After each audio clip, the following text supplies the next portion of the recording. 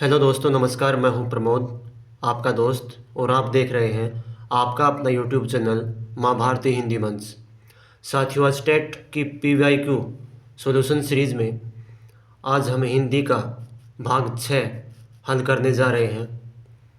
तो उम्मीद करता हूं कि ये सीरीज़ आपके लिए बहुत उपयोगी सिद्ध हो रही होगी और कहीं ना कहीं घुमा फिरा के प्रश्न यहीं से बनने वाले हैं। तो देखिए, पहला प्रश्न हमारे सामने, मैं खाना खा चुका हूँ, इस वाक्य में भूतकालिक भेद इंगित कीजिए। ये वाक्य हमारे सामने, इसमें भूतकाल के भेद दे रखे हैं 4। भूतकाल के भेद 6 होते हैं, इसमें 4 दे रखे हैं ऑप्शन। तो कहता है कि कौन सा भूतकाल का भेद है इस वाक्य में, खाना खा चुका हूँ। पहला ऑप्शन है पूर्ण भूत, सामान्य भूत, आसन और संदिग्ध भूत। तो इसमें पहला ही ऑप्शन हो जाएगा पूर्ण भूत। पूर्ण भूत की पहचान ये होती है, एक तो उसमें चुका है, आखिर में चुका है, चुकी हूँ या चुके हैं। और दूसरा ये होगा, दूसरा नियम ये होता है कि उसमें कोई बहुत पहले की पुरानी बात का वर्णन होता है। जैसे महाभारत श्री वेदव्यास ने लिखी थी, ताजमहल का निर्माण शाहजहां ने करवाया था, इस प्रकार से। सामान्य भूत में तो ये हो जाता है जैसे उसने पाठ पढ़ लिया, मोहन सो गया। आसन भूत में होता है, आसन भूत में वो बात, उस बात का वर्णन होता है कि जब कोई कार्य अभी अभी समाप्त हुआ हो। संदिग्ध भूत में, संदिग्ध भूतकाल में संदेह युक्त होता है, जैसे किसी में अनुमान लगाया गया हो, जैसे किसानों ने फसल काट ली होगी, ये संदिग्ध भूतकाल है। तो इसमें ऑप्शन नंबर पहला ही हो जाएगा। नेक्स्ट क्वेश्चन है, व्याकरण की दृष्टि से प्रेम शब्द क्या है? अव्यय, भाववाचक संज्ञा, विशेषण और शुद्धता। तो इसमें प्रेम जो शब्द है वो भाववाचक संज्ञा है। अव्यय तो ये होते हैं तथा, और, फिर भी, ऊपर, नीचे, ये होते हैं। विशेषण किसी शब्द की विशेषता बताते हैं, जैसे काला, सफ़ेद, हरा, ये सभी। शुद्धता, ये तो कोई वैसे ही शब्द दे रखा है इन्होंने। कौन सा शब्द धनुष का पर्यायवाची नहीं है? धनुष का पर्यायवाची नहीं है पूछ रखा है इसने। 3, इसका मतलब कि 3 जो है वो है धनुष के पर्यायवाची, और एक ऑप्शन नहीं है। तो कोदंड धनुष का पर्यायवाची होता है। विशिखासन भी होता है, चाप भी होता है।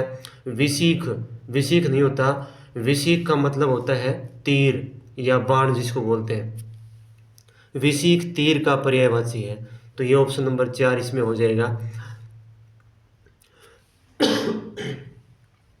नेक्स्ट क्वेश्चन है, गौरव शब्द की सही व्युत्पत्ति है? तो इसमें ऑप्शन दे रखे हैं, गुरु प्लस व, गुरु प्लस ए, गुरु प्लस अव और गौर प्लस व। तो इसमें ऑप्शन नंबर सेकंड हो जाएगा, गुरु प्लस ए, गौरव। अब प्रत्यय जब जुड़ते हैं, प्रत्यय जब जुड़ता है मूल शब्द के आगे, उस समय उसमें बहुत बदलाव आता है। या तो वो दीर्घ बनेगा या फिर उसमें वृद्धि होगी। और यहाँ इसमें जो है ऊ, इसमें थोड़ा सा यण संधि का नियम भी दे दिया, जैसे ऊ प्लस भिन्न स्वर कोई भी, तो इसका बन जाएगा व। तो गौरव, इस प्रकार से ये गौरव बन गया।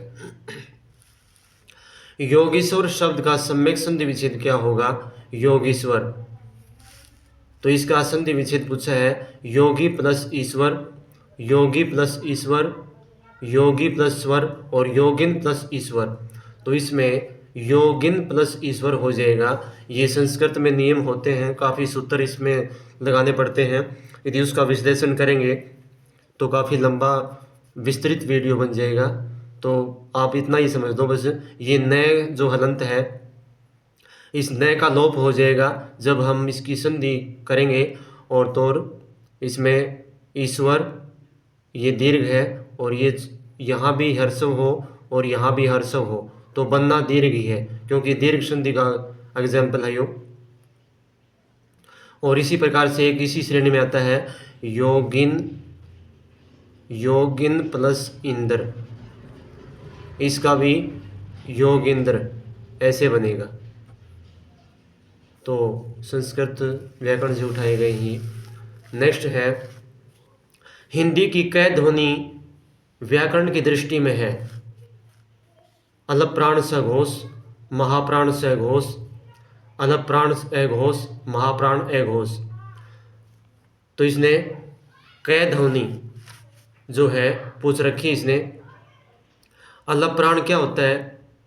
अलप्राण होता है जिस वर्ण के उच्चारण में कम ताकत लगे, बोलते समय कम ताकत लगे। तो ये होते हैं, जैसे पहला अक्षर हो गया कै, फिर तीसरा हो गया ग, ये होते हैं, और फिर पांचवा ग। उसके बाद घोष होते हैं जिन स्वरों के उच्चारण में जो है, या जिन वर्णों के उच्चारण में एक नाद, अंदर से एक नाद उत्पन्न होता हो। नाद समझते होंगे, एक गंभीरता है बोलने में, वो होते हैं सघोष। तो ये जैसे सभी स्वर होते हैं, और इसमें तृतीय, चतुर्थ और पंचम वर्ण होते हैं घोष। ये रलव होते हैं, और तीनों श हो जाएंगे इसमें, सघोष। तो इसमें कै जो वर्ण है अलप्राण है, क्योंकि इसका उच्चारण करते समय बिल्कुल कम आवाज लगती है। जैसे कै हल्के में निकाल दिया। एक बोलते हम ख, घ, ये जो है इनमें ज़्यादा जिसमें ताकत लगती है वो महाप्राण।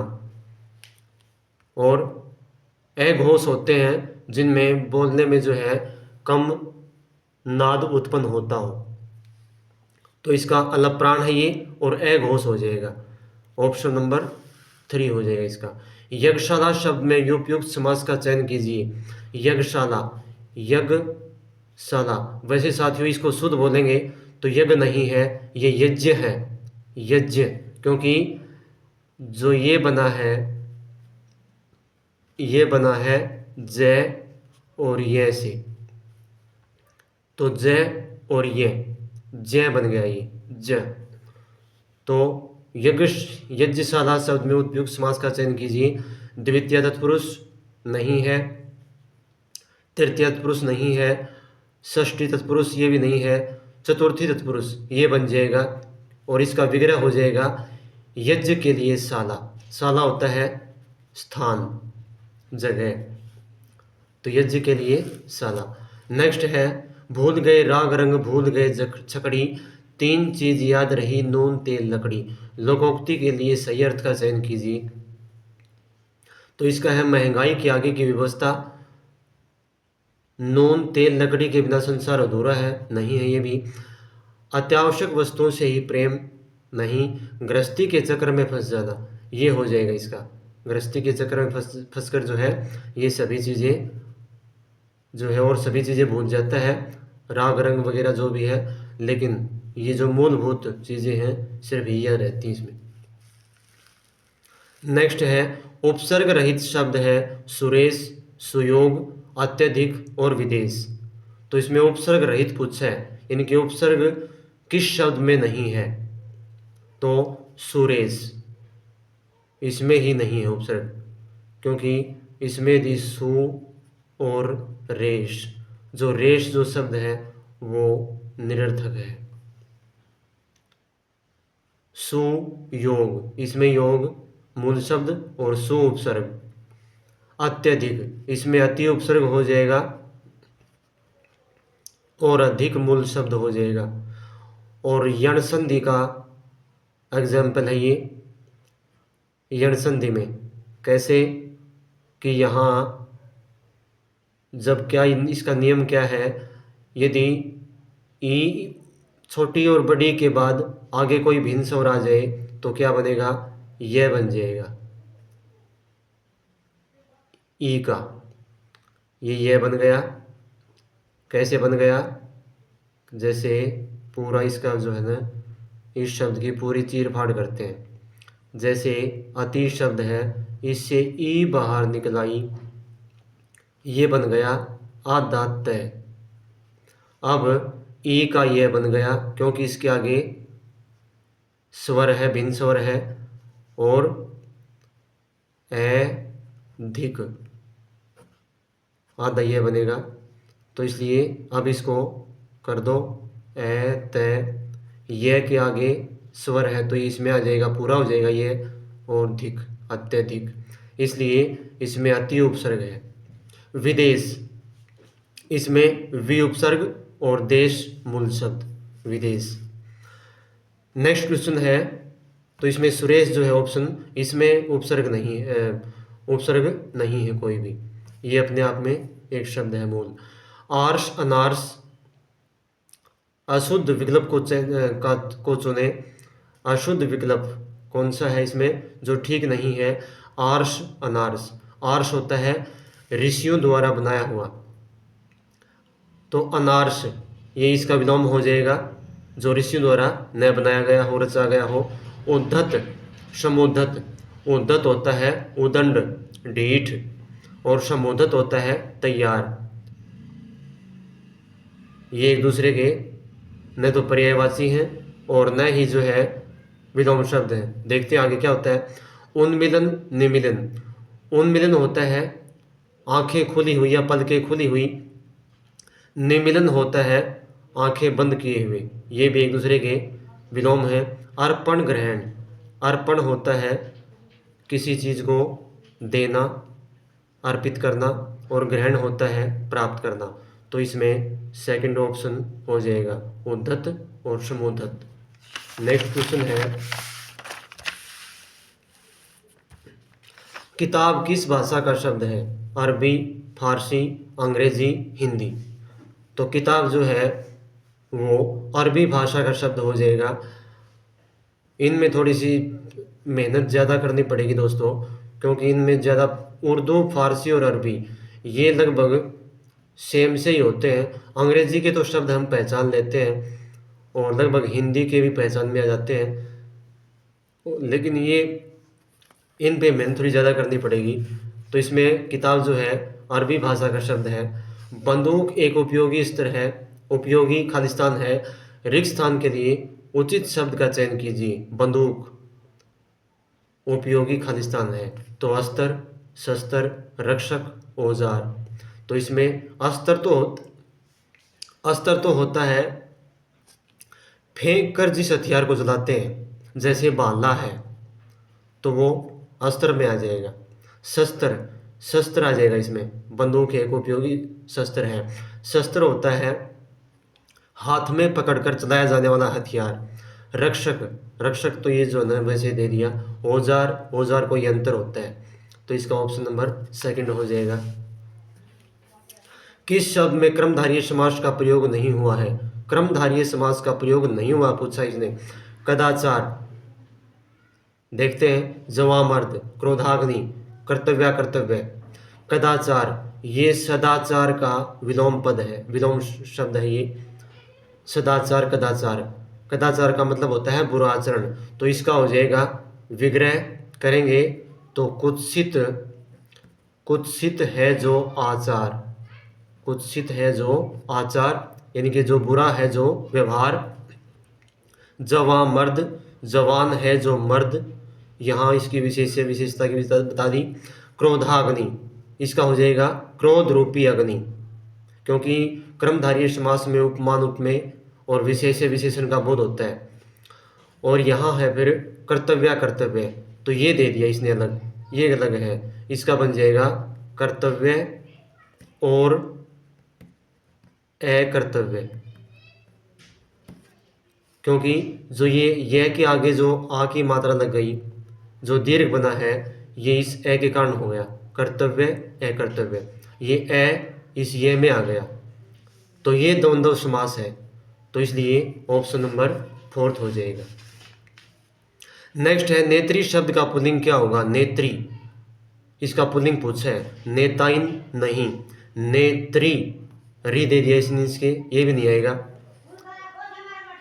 आगे है नेता और अभिनेता, तो इसका नेता हो जाएगा नेत्री का नेता। नेताइन तो आइन जो तो जुड़ता है, जैसे बाबू आइन, ललाइन, इस प्रकार से। अभिनेता तो ये अलग ही दे दिया इसने कोई। किस शब्द में विसर्ग संधि का प्रयोग नहीं हुआ है? विसर्ग संधि का प्रयोग नहीं हुआ पूछा है। नहीं वाले बहुत पूछते हैं साथियों, ध्यान रखना। और ये नहीं दिखता नहीं है। नभोमंडल, शिरोभाग, स्थो, क्षुधो तेजन, स्रोतोमुखी। नभोमंडल। अब विसर्ग संधि के नियम वैसे तो काफ़ी हैं, लेकिन यहाँ जो ओ की मात्रा जो बनती है वो बता दूं आपको कि जब ए के बाद कोई घोष वर्ण आ जाए, ए के बाद यदि कोई घोष वर्ण आ जाए और इन दोनों के बीच में विसर्ग हो, जैसे, या फिर ऐसे कह दो कि विसर्ग से पहले ए और बाद में कोई घोष वर्ण आ जाए, तो विसर्गों का जो है वो ओ बन जाएगा। तो नभः प्लस मंडल, इसका हो जाएगा नभः प्लस मंडल, शिरः प्लस भाग, सर्वतः प्लस मुखी। ये गलत है, इसका हो जाएगा क्षुद्ध है प्लस उत्तेजन। क्षुद्ध, इसका हो जाएगा शुद्ध प्लस उत्तेजन, ये हो जाएगा इसमें। और ये गुण संधि हो जाएगी, शुद्ध प्लस उत्तेजन, ये हो जाएगा इसमें।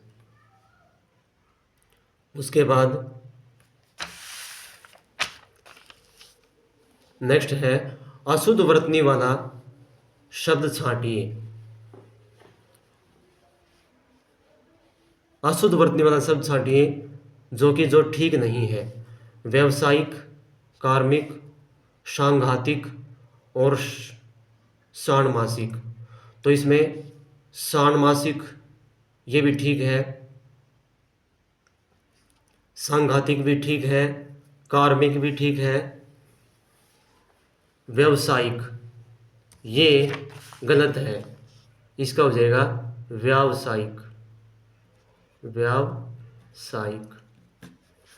तो ये थे साथियों आज के प्रश्न। उम्मीद करता हूँ कि कक्षा जो है ना आपको अच्छी लगी होगी। अपने साथियों को शेयर ज़रूर किया करो। और कुछ साथी जो है जो नए जुड़े हैं, जो नए देख रहे हैं चैनल पे, वो चैनल को सब्सक्राइब कर लें और शेयर कर दें साथियों को। धन्यवाद। जय हिंद, जय भारत।